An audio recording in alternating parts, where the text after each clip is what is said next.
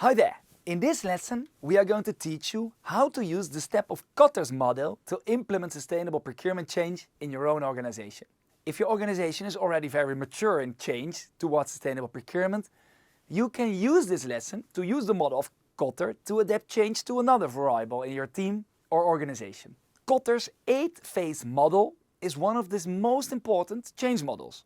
The advantage of this model is that it is comprehensive and provides valuable insights. Every organization, sooner or later, experienced a need or urgency to change or to implement change towards sustainability.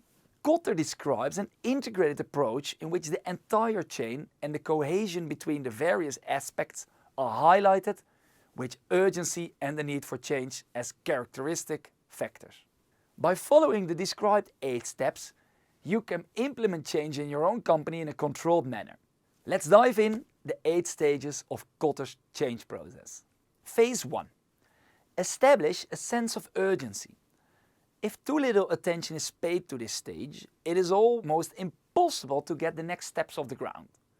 It is imperative that all those involved in your company's change towards more sustainability realize that changes are absolutely necessary and unavoidable.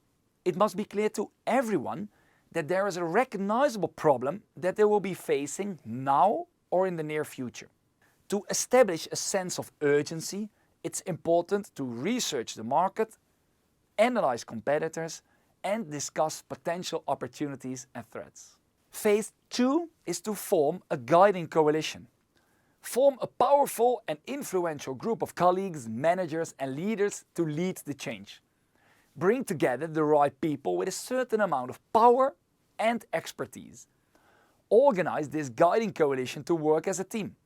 Please note that they are and remain credible. Phase 3 is to develop a vision and strategy. Create a vision to guide change efforts. Do not only analyze the traditional plans and aspects, but also keep an eye on the relationship between these plans and budgets.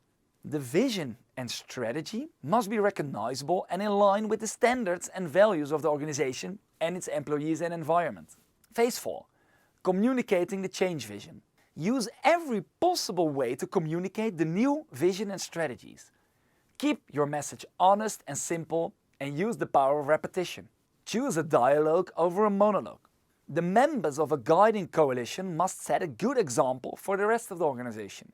Pay attention to the mutual relationships and cohesion between departments. A change in one often has consequences for the other. Phase 5 is to create broad support. Remove obstacles or barriers. Change the structures and systems that prevent change. Encourage risk-taking and the generation of unconventional ideas and activities. Phase 6 is to realize and celebrate short-term results. Make plans for visible improvements in performance. Create and claim results. Celebrate the successes. Visibly acknowledge the people who made the short-term results possible. This indicates that the change is successful, expresses appreciation for those involved, and increases motivation and morale. If the successes are linked to the strategy, a snowball effect is created that shows the change has a positive effect. This ensures credibility and gives support. Phase 7 is to consolidate and keep moving. Building on credibility puts a responsibility for change with a larger group. The leading coalition becomes a larger group that is better able to implement, strengthen, and sustain the change.